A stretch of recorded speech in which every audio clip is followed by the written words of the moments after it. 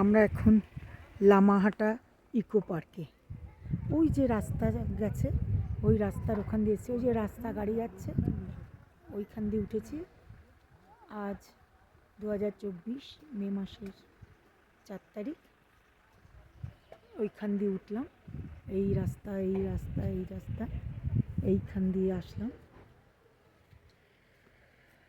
এই পাইন বন, অপূর্ব সুন্দর পাইন বন, ফুলের কি সমারোহ।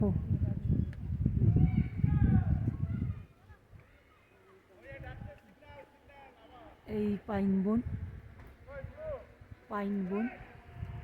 ওই ওয়াচ টাওয়ারটায় যাব।